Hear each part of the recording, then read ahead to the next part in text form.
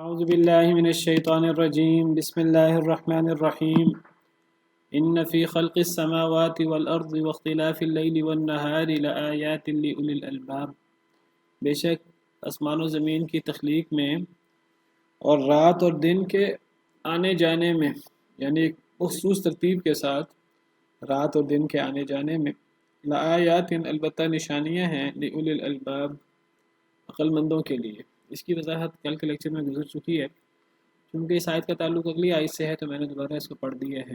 تو عقل مند وہ ہیں جو اللہ رب العالمین زمین و آسمان کی تخلیق میں، رات اور دن کے آنے جانے میں جو اللہ رب العالمین کی بڑی بڑی نشانیاں ہیں، ان نشانیوں میں غور کرتے ہیں، اور ان نشانیوں میں غور کر کے اللہ کی عظمت اور اللہ کی ہیبت ان کے دلوں میں آتی ہے، اللہ کی وحدانیت پر وہ ایمان لاتے ہیں، تو یہ لوگ ہیں عقل مند۔ وہ عقل مند جنہیں کائنات میں جگہ جگہ اللہ کی بڑی بڑی نشانیاں دکھائی دیتی ہیں۔ الذین یذکرون اللہ قیاما وقعودا وعلی جنوبہم، الذین وہ لوگ یذکرون اللہ جو یاد کرتے ہیں اللہ کو، قیام کی حالت میں، وقعودا اور بیٹھنے کی حالت میں، وعلی جنوبہم اور اپنے پہلو کے بل، وَيَتَفَكَّرُونَ فِي خَلْقِ السَّمَاوَاتِ وَالْأَرْضِ اور وہ غور و فکر کرتے ہیں زمین و آسمان کی تخلیق میں۔ رَبَّنَا مَا خَلَقْتَ هَذَا بَاطِلًا، اے ہمارے رب نہیں پیدا کیا آپ نے اسے بے مقصد، فضول، بے فائدہ، سبحانک آپ پاک ہیں، فقنا عذاب النار پس بچا لیں ہمیں عذاب النار آگ کے عذاب سے۔ تو الذین یہ اسم موصول ہے، اور میں بتا چکا ہوں کہ الذین، الذی وغیرہ اس کا تعلق پچھلے جملے سے ہوتا ہے، اسی لیے میں نے پچھلی آیت دوبارہ پڑھی ہے۔ تو یہ وہ لوگ ہیں جو یاد کرتے ہیں اللہ کو، جو اللہ کا ذکر کرتے ہیں قیام کی حالت میں، بیٹھے ہوئے، لیٹے ہوئے، جو ہر حالت میں اللہ کو یاد کرتے ہیں، اللہ کا ذکر کرتے ہیں۔ تو اس کا تعلق پیچھے سے ہے، اور پیچھے عقل مند لوگوں کی بات ہوئی ہے۔ تو عقل مند لوگ کون ہیں؟ ایک تو عقل مند لوگ وہ ہیں، پچھلی آیت سے پتہ لگا، جو زمین و آسمان کے تخلیق میں اور رات اور دن کے آنے جانے میں، کائنات کے اندر جو اللہ کی ہزاروں لاکھوں کروڑوں نشانیاں بکھری ہیں، ان بکھری نشانیوں میں غور کرتے ہیں، اور ان میں اللہ کی عظمت کی، اللہ کی وحدانیت کی بڑی بڑی نشانیاں نظر آتی ہیں۔ ایک تو وہ عقل مند لوگ ہیں، اور اسی طرح عقل مند لوگ کون ہیں؟ عقل مند لوگ وہ ہیں جو اللہ کو یاد کرتے ہیں، جو اللہ کو یاد کرتے ہیں کھڑے ہو کر، بیٹھے ہوئے، پہلو کے بل، جو ہر حالت میں اللہ کو یاد کرتے ہیں، جو اللہ سے غافل نہیں ہیں۔ وہ زمین و آسمان میں، زمین میں چل پھر کر اللہ کی نشانیوں میں غور کرتے ہیں، اور اللہ کی وحدانیت، اللہ کی عظمت ان کے ذہنوں میں جو ہے وہ بیٹھ جاتی ہے، اور پھر وہ اللہ کو یاد کرتے ہیں اللہ کا ذکر کرتے ہیں ہر حال میں، قیاما وقعودا وعلی جنوبہم، یعنی کھڑے ہیں پھر بھی اللہ کو یاد کرتے ہیں، بیٹھے ہیں پھر بھی اللہ کو یاد کرتے ہیں، لیٹے ہیں تو پھر بھی اللہ کو یاد کرتے ہیں، ہر حالت میں، ہر وقت اللہ کو یاد کرتے ہیں، اللہ کی یاد کو اپنے سے جدا نہیں ہونے دیتے، اللہ کو بھول نہیں جاتے۔ یہ نہیں کہ مسجد میں ہو تو اللہ یاد ہے، گھر میں ہو تو اللہ یاد نہیں ہے، بازار میں ہو تو اللہ یاد نہیں ہے، پارلیمنٹ میں ہو تو اللہ یاد نہیں ہے، مخصوص جگہوں میں اللہ کا ذکر ہے اور باقی جگہوں پر اللہ کا ذکر نہیں ہے، ایسی بات نہیں ہے۔ ہر حالت میں وہ کھڑے ہیں، بیٹھے ہیں، لیٹے ہیں، اور کیا کیفیت ہو سکتی ہے ایک انسان کی؟ جو کیفیت ہے، ہر کیفیت میں وہ اللہ کو یاد رکھتے ہیں۔ عقل مند لوگوں کی یہ صفت بھی ہے، اللہ کا ذکر کرتے ہیں، اور اللہ کے ذکر کی کتنی بڑی فضیلت ہے۔ میں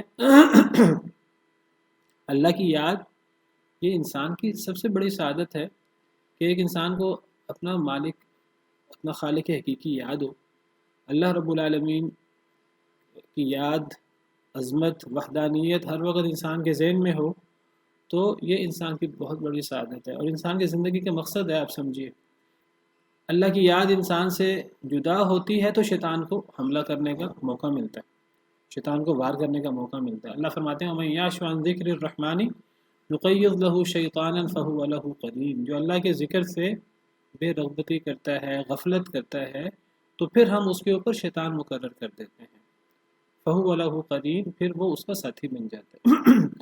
یا انسان کے دل میں اللہ کی یاد ہوگی یا نہیں ہوگی. اگر اللہ کی یاد نہیں ہوگی، جتنا انسان اللہ سے دور ہوتا جائے گا، اللہ سے غافل ہوتا جائے گا، اتنا شیطان کے کرندے وہ انسان پر حاوی ہوتے جائیں گے. وَقَيَّضْنَا لَهُمْ قُرَنَاءَ فَزَيَّنُوا لَهُمْ مَا بَيْنَ أَيْدِيهِمْ وَمَا خَلْفَهُمْ.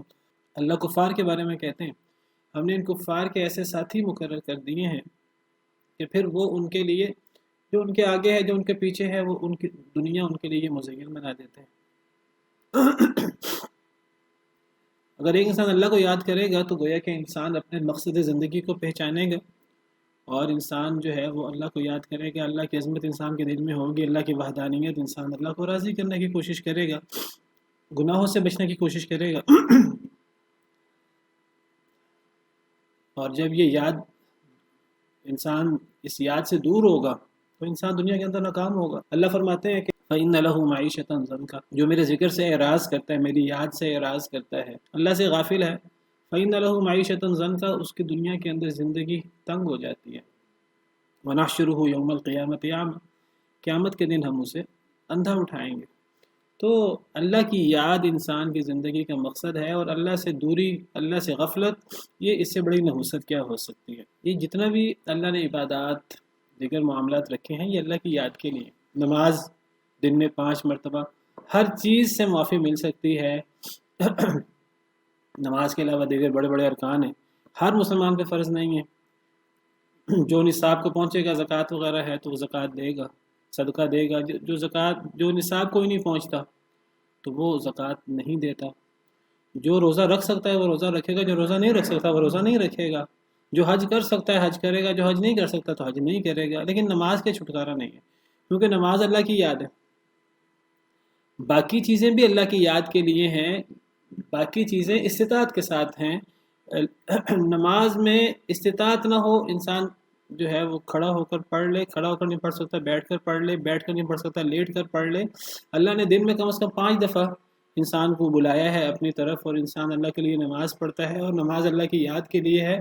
تو گویا کہ انسان ہر وقت پھر اللہ کو یاد کرتا ہے، اور اللہ کی یاد انسان کے ذہن میں ہوتی ہے. اور یہ جو اللہ کی یاد اور اللہ کا ذکر ہے، یہ آپ کو پتہ ہے کہ یہ بہت بڑی عبادت ہے.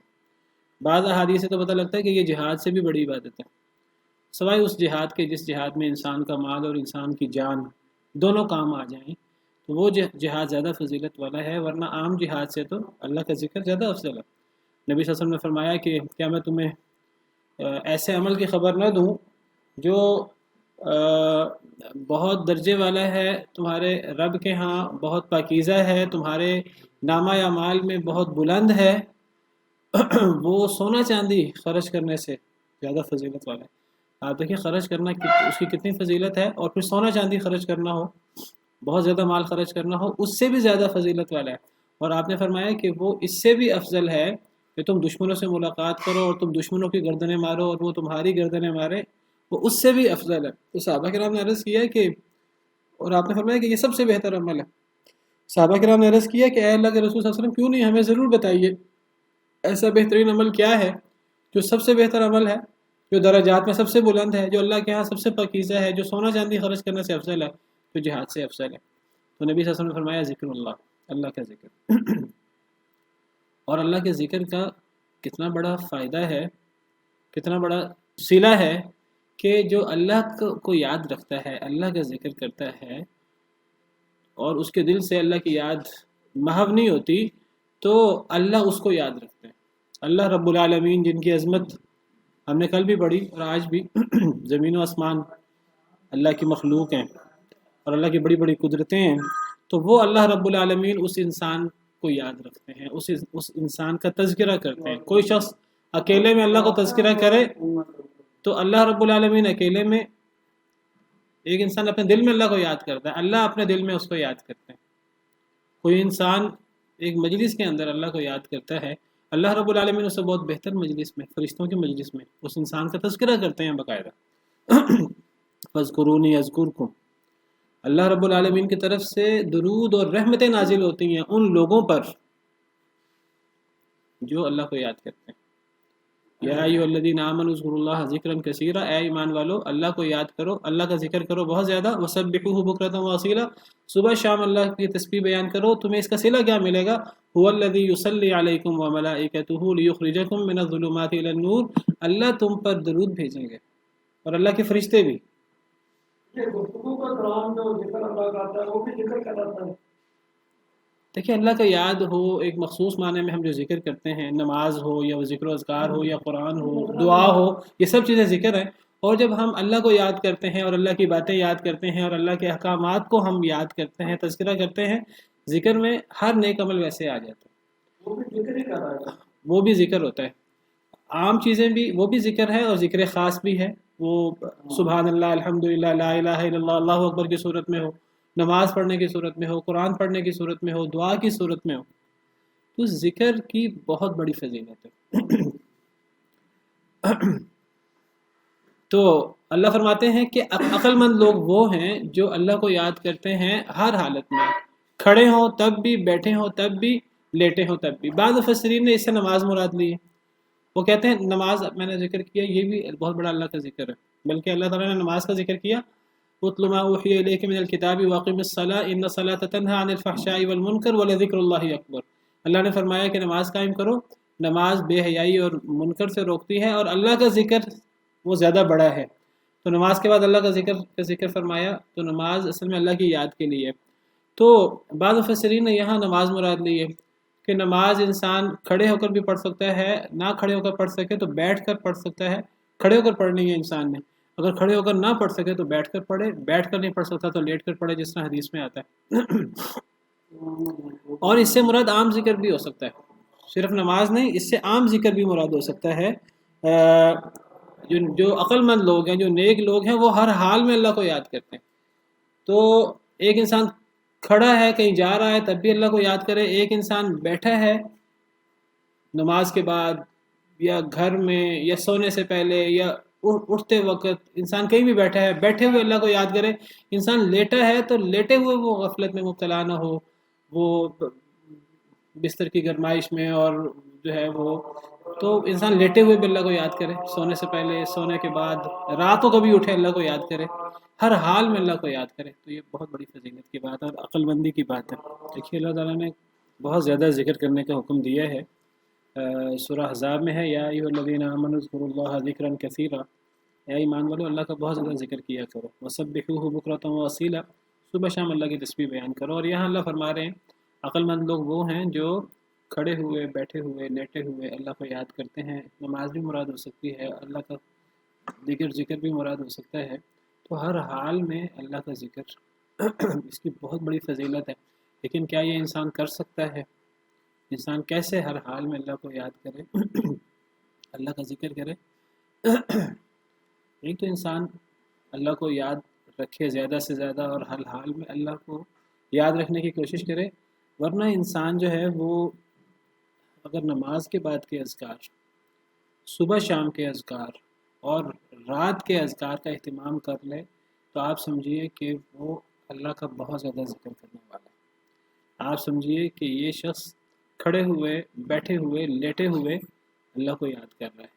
3 مخصوص اذکار کا اگر ایک انسان اہتمام کر لے، ایک نمازوں کے بعد کے اذکار، دیکھیں نمازیں انسان کی کھڑے ہوئے بھی ہوتی ہیں، بیٹھے ہوئے بھی ہوتی ہیں اور لیٹے ہوئے بھی، اگر ایک انسان کھڑا ہو کر نہ پڑھ سکے تو بیٹھ کر پڑھے، بیٹھ کر نہیں پڑھ سکتا تو لیٹ کر پڑھے۔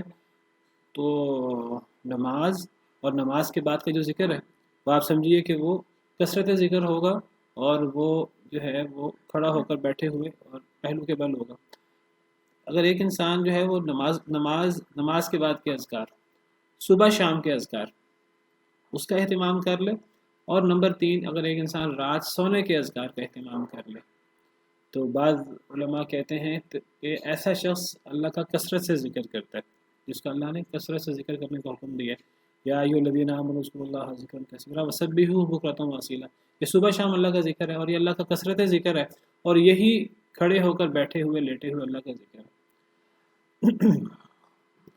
اسی طرح یہ جو عام سنتیں ہیں جو نبی صلی اللہ علیہ وسلم نے مختلف دعائیں اور مختلف آداب بتائے ہیں کہ انسان گھر سے نکلے تو یہ ذکر کرے، انسان گھر میں جائے تو یہ ذکر کرے، انسان مسجد میں داخل ہو تو یہ پاؤں پہلے داخل کرے اور یہ ذکر کرے، جب انسان مسجد سے نکلے تو یہ ذکر کرے، واش روم جائے تو یہ ذکر کرے، واش روم سے نکلے تو یہ ذکر کرے، کھانا کھانے لگے تو یہ ذکر کرے، کھانا ختم کرے تو یہ ذکر کرے، تو انسان لباس پہنے تو یہ ذکر کرے، تو انسان ان سنتوں کا اہتمام کرے تو یہ کثرت ذکر میں آتا ہے۔ اور گویا کہ انسان جو ہے وہ کھڑے ہوئے، بیٹھے ہوئے، لیٹے ہوئے اللہ کا ذکر کرتا ہے۔ یہ اللہ کا ذکر دیکھنے میں مشکل لگتا ہے، لیکن یہ پھر جب ایک انسان سنتوں کا اہتمام شروع کر دیتا ہے تو یہ چیزیں پھر انسان کے لیے مشکل رہ نہیں جاتی اگر ایک انسان ان چیزوں کا اہتمام کرنا شروع کرتا ہے۔ اصل میں دیکھیے، مشکل وہ چیز ہوتی ہے کہ انسان جس کا اہتمام نہیں کرتا۔ جو بندہ نماز نہ پڑھے اس کے لیے نماز پڑھنا مشکل ہے، جو بندہ نماز نہیں پڑھتا اس کے لیے عشاء کی نماز کتنی مشکل ہے، باقی نمازیں کتنی مشکل ہے۔ اللہ فرماتے ہیں نماز کے حوالے سے وَإِنَّهَا لَكَبِيرَةٌ إِلَّا عَلَى الْخَاشِعِينَ، نماز بڑی گراں ہے مگر ڈرنے والوں پر۔ جو لوگ اللہ سے ڈرتے ہیں ان کے لیے نماز اللہ نے آسان کر دی ہے۔ وہ صرف فرض نمازیں نہیں، وہ فرض نمازیں بھی اور سنتیں بھی اور نوافل بھی اور تہجد بھی سب پڑھتے ہیں اور ان کو بوجھ نہیں لگتا۔ تو جو اللہ کا کثرت سے ذکر کرنا چاہتے ہیں اور نبی صلی اللہ علیہ وسلم کی سنتوں کا اہتمام کرتے ہیں، نمازوں کے بعد کے اذکار کا اہتمام کرتے ہیں، صبح شام کے اذکار کا اہتمام کرتے ہیں، رات کے اذکار کا اہتمام کرتے ہیں، تو یہ چیز ان کے لیے مشکل نہیں رہ جاتی۔ تو چھوٹی چھوٹی سنتیں جو ہیں، ان سنتوں کا اہتمام خود بھی کیا جائے، بچوں کو بھی سکھایا جائے تو اس کی بڑی فضیلت ہے۔ دیکھیے نماز یہ خود اللہ کا ذکر ہے، اللہ نے نماز کے بعد ذکر کا حکم دیا۔ فَإِذَا قَضَيْتُمُ الصَّلَاةَ، سورہ نساء میں فَإِذَا قَضَيْتُمُ الصَّلَاةَ فَاذْكُرُوا اللَّهَ قِيَامًا وَقُعُودًا وَعَلَى جُنُوبِكُمْ، جب تم نماز مکمل کر لو تو کھڑے ہوئے، بیٹھے ہوئے، لیٹے ہوئے اللہ کا ذکر کرو۔ ایک دوسری آیت میں وہاں بھی اللہ نے کھڑے ہوئے، بیٹھے ہوئے، لیٹے ہوئے ذکر کرنے کا حکم دیا، وہ نماز کے بعد ہے۔ فَإِذَا قَضَيْتُمُ الصَّلَاةَ فَاذْكُرُوا اللَّهَ قِيَامًا وَقُعُودًا وَعَلَى جُنُوبِكُمْ۔ حج اللہ کا کتنا بڑا ذکر ہے، حج کے اندر اللہ کی یاد اور نیک اعمال ہی نیک اعمال ہے۔ حج کے بعد اللہ نے مزید ذکر کرنے کا حکم دیا، وہ جو 11 اور 12 کی تاریخ ہے اس میں اللہ کا ذکر ہے۔ وَاذْكُرُوا اللَّهَ فِي أَيَّامٍ مَّعْدُودَاتٍ فَإِذَا أَفَضْتُم مِّنْ عَرَفَاتٍ فاذكروا الله عند المشعر الحرام واذكروه كما هداكم وإن كنتم من قبله لمن الضالين ثم أفيضوا من حيث أفاض الناس واستغفروا الله إن الله غفور رحيم فإذا قضيتم مناسككم فاذكروا الله كذكركم آباءكم أو أشد ذكرا۔ جب تم حج کے مناسک پورے کر لو تو اللہ کا ذکر کرو۔ یعنی آپ کو یعنی گویا کہ اللہ تعالیٰ یہ بتانا چاہتے ہیں کہ تم کوئی ذکر کا بڑا کام کرو تو اس بڑے ذکر کے بعد اب یہ نہ سمجھو کہ اب ذکر ختم ہو گیا۔ اصل میں جب ذکر ختم ہوتا ہے اور انسان سمجھتا ہے میں نے بڑے ذکر کر لیے ہیں اب مجھے ذکر کرنے کی ضرورت نہیں ہے، تو ذکر جب اللہ کی یاد انسان کے دل سے ختم ہو جاتی ہے تو پھر اللہ کی یاد ختم ہو جائے پھر شیطان حملہ آور ہوتا ہے۔ تو انسان کی سب سے بڑی سعادت یہ ہے کہ انسان کو ہر وقت اللہ یاد رہے، انسان بڑی عبادت کر لے، نماز عبادت کر لے، اس کے بعد اللہ نے ذکر رکھا ہے۔ نماز سے پہلے ذکر ہے، نماز خود ذکر ہے، نماز کے بعد ذکر ہے۔ حج ایک بہت بڑی عبادت ہے، حج کے بعد ذکر ہے۔ قتال کتنی بڑی عبادت ہے، قتال کے ساتھ ذکر ہے، قتال کے بعد بھی اسی طرح۔ جی جمعے کے بعد فَإِذَا قُضِيَتِ الصَّلَاةُ فَانتَشِرُوا فِي الْأَرْضِ وَابْتَغُوا مِنْ فَضْلِ اللَّهِ وَاذْكُرُوا اللَّهَ كَثِيرًا لَعَلَّكُمْ تُفْلِحُونَ۔ تو بہرحال تو یہ بعض دفعہ ہم سمجھتے ہیں کہ یہ ذکر اتنا ممکن کیسے ہے۔ یہ انسان جو ہے وہ ان چیزوں کو، نبی صلی اللہ علیہ وسلم کی سنتوں کو اپنی عادت بنا لے، اور میں نے بتایا خاص طور پہ 3 اذکار کا اہتمام کریں، نمازوں کے بعد کے، صبح شام کے اذکار کے اور رات کے اذکار کے، تو انشاءاللہ وہ شخص کثرت سے اللہ کا ذکر کرنے والوں میں شامل ہوگا، اور یہ بہت بڑی سعادت ہے۔ اور ذکر ایک ذکر کی فضیلت کتنی زیادہ ہے۔ حدیث مبارکہ میں آتا ہے جو بندہ سبحان اللہ کہتا ہے، آپ کو پتہ ہے یہ ذکر کے کلمات میں سے سبحان اللہ ایک دفعہ کہنے سے اتنا بڑا انسان کو ثواب ملتا ہے جتنا آسمان اور زمین کے درمیان خلا ہے۔ سبحان اللہ کہنا یا الحمدللہ کہنا یہ میزان کو بھر دیتا ہے، ترازو کو۔ تملأ الحمدللہ تملأ المیزان، اسی طرح سبحان اللہ والحمدللہ تملأان ما بین السماء والارض، سبحان اللہ الحمدللہ آسمان و زمین کے درمیان کے خلا کو بھر دیتے ہیں۔ تو یہ اللہ کا ذکر چھوٹی عبادت نہیں ہے، بہت بڑی عبادت ہے۔ ایک صحابی نے نبی صلی اللہ علیہ وسلم سے سوال کیا کہ اے اللہ کے رسول صلی اللہ علیہ وسلم، دین کے امور بہت زیادہ ہو گئے ہیں، عبادتیں بہت مختلف النوع ہیں، مجھے کوئی مختصر سی عبادت بتائیے، آسان سی عبادت بتائیے۔ تو نبی صلی اللہ علیہ وسلم نے فرمایا لا یزال لسانک رطبا بذکر اللہ او کما قال علیہ الصلوۃ والسلام، آپ نے فرمایا اپنی زبان کو اللہ کے ذکر سے تر رکھو، یہ بہت بڑی عبادت ہے۔ بہرحال جو لوگ اللہ کا ذکر کرتے ہیں، اللہ کو یاد کرتے ہیں ہر حال میں، کھڑے ہوئے، بیٹھے ہوئے، لیٹے ہوئے، تو یہ ان سے عقل مند، ان سے زیادہ عقل مند کوئی نہیں ہے۔ وَيَتَفَكَّرُونَ فِي خَلْقِ السَّمَاوَاتِ وَالْأَرْضِ، اور تفکر کرتے ہیں زمین و آسمان کی تخلیق میں، زمین و آسمان کی تخلیق میں اللہ کی نشانیوں میں غور کرنا، یہ بھی ذکر ہے، یہ بھی ذکر کی ایک صورت ہے۔ تو یہ عقل مند لوگ ہیں۔ جب وہ اللہ کا ذکر کرتے ہیں اور زمین و آسمان کی تخلیق میں غور کرتے ہیں تو ان کے اندر سے یہ پھر بات نکلتی ہے، وہ پھر گویا کہ زمین و آسمان کی تخلیق میں جب تفکر کرتے ہیں تو گویا کہ وہ زبان حال سے کہتے ہیں ربنا ما خلقت ھذا باطلا، اے ہمارے رب آپ نے نہیں پیدا کیا یہ چیز باطل۔ یہاں قالو کے الفاظ نہیں ہیں، لیکن گویا کہ جب وہ زمین و آسمان کی تخلیق میں غور کرتے ہیں تو ان کے اندر سے یہ بات آٹومیٹک نکلتی ہے، قالو کا لفظ موجود نہیں ہے۔ تو اللہ فرماتے ہیں کہ گویا کہ وہ یہ کہتے ہیں اے ہمارے رب آپ نے یہ چیزیں فضول پیدا نہیں کی، سبحانک اے اللہ آپ پاک ہیں، فقنا عذاب النار پس بچا لیجیے ہمیں آگ کے عذاب سے۔ یعنی جو بندہ یہ سمجھے، کائنات کی نشانیوں میں غور کرے اور کائنات کی نشانیوں میں غور کر کے بھی اس کے سامنے اللہ کی عظمت، اللہ کی وحدانیت ظاہر نہ ہو، تو گویا کہ ایسا شخص اللہ پر ایک بہت بڑا الزام لگا رہا ہے، جیسے میں نے کل بھی ذکر کیا۔ ایک بندہ زمین و آسمان کو دیکھتا ہے، کائنات کی بڑی بڑی نشانیوں کو دیکھتا ہے، ان نشانیوں میں کو دیکھنے کے بعد، غور کرنے کے بعد بھی اللہ کی عظمت اس کے ذہن میں نہیں آتی اور کائنات کا مقصد اس کے ذہن میں واضح نہیں ہوتا، میں اللہ کا بندہ ہوں، اللہ میرا رب ہے، مجھے اللہ کو راضی کرنا ہے، یہ تصور اس کے ذہن میں نہیں آتا، وہ اللہ پر ایک بہت بڑا الزام لگا رہا ہے زبان حال سے۔ وہ کیا الزام لگا رہا ہے کہ یہ کائنات بے مقصد ہے، یہ سب چیزیں بے مقصد ہیں۔ تو پھر یہی عین ایمان ہے۔ دیکھیے سبحان کا جو لفظ ہے یہ اتنی عظمت بڑھنی چاہیے۔ دیکھیے کئی ایسے لوگ بھی ہیں، دیکھیے جب اللہ سے دور ہوتے ہیں پھر اللہ تعالیٰ کیسے انہیں اپنے سے دور کرتے ہیں۔ کئی لوگ ہیں وہ کائنات میں بہت غور کرتے ہیں، کائنات میں غور جتنا غور کرتے رہتے ہیں اتنے اللہ سے دور ہوتے رہتے ہیں۔ بڑے بڑے سائنسدان بھی تو ہیں غیر مسلم، وہ بتاتے ہیں ہمیں کہ کائنات کتنی بڑی ہے، کائنات کتنی بڑی ہے، وہ کائنات کی عظمت اور یہ جو باریکیاں ہیں اور یہ جو عظیم قدرتیں اور اللہ کے عظیم دلائل جو توحید کے دلائل ہیں وہ بتاتے ہیں، اور وہ ان کے دل میں ایمان نہیں ہے، وہ اتنے ہی اللہ کے منکر بھی ہیں، اور ہم ایسے لوگوں کو بہت بڑا مفکر اور بہت بڑا دانشور سمجھتے ہیں۔ اصل عقل مند وہ ہے کہ کائنات میں غور کر کے اس کے سامنے اللہ کی عظمت، اللہ کی وحدانیت جو ہے وہ اس کے سامنے آئے، اور جو خلوص دل سے قلب سلیم کے ساتھ غور کرے گا تو لازماً اس کے دل میں ایمان آئے گا اور اس کو ہدایت ملے گی۔ ہدایت ملتی کسے نہیں ہے؟ جو اللہ سے اصل میں مقابلہ لگاتا ہے۔ دیکھیے قرآن سے بڑی ہدایت کیا ہے؟ ایسے بدبخت بھی ہیں قرآن پڑھنے سے ایمان میں اضافہ نہیں ہوتا، کفر میں اور شک و شبہات میں اضافہ ہوتا ہے۔ یضل بہ کثیرا ویہدی بہ کثیرا، یہ اصل میں انسان کا اپنا یہ ٹٹ فار ٹیٹ، یہ اللہ کی طرف سے بدلہ ہے۔ ایک انسان قرآن کو جس مقصد سے پڑھتا ہے اعتراض کے لیے، یا جس مقصد، ایک انسان اس کائنات کو جس مقصد سے دیکھ رہا ہے، جس نیت سے دیکھ رہا ہے، اللہ اس کے ساتھ اس جیسا معاملہ کرتے ہیں۔ تو جو شخص کائنات میں غور کرنے کے بعد بھی اس کے دل میں اللہ کی عظمت اور اللہ کی وحدانیت نہ آئے تو گویا کہ اللہ پر الزام لگا رہا ہے۔ اور سبحان کا لفظ جو ہے وہ کب آتا ہے؟ سبحان کا لفظ آتا ہے جب اللہ کی تنقیص ہو رہی ہے، جب اللہ کی توہین ہو رہی ہے، تو اللہ وہاں فرماتے ہیں سبحان اللہ، سبحانہ وتعالی عما یشرکون۔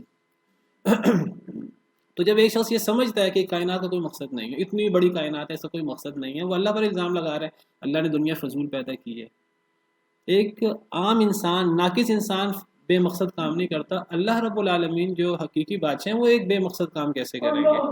تو سبحانک اس کے دل سے پھر یہ نکلتا ہے کہ اللہ پاک ہے، اللہ یہ اتنی عظیم و شان دنیا بے مقصد کیسے پیدا کر سکتا ہے؟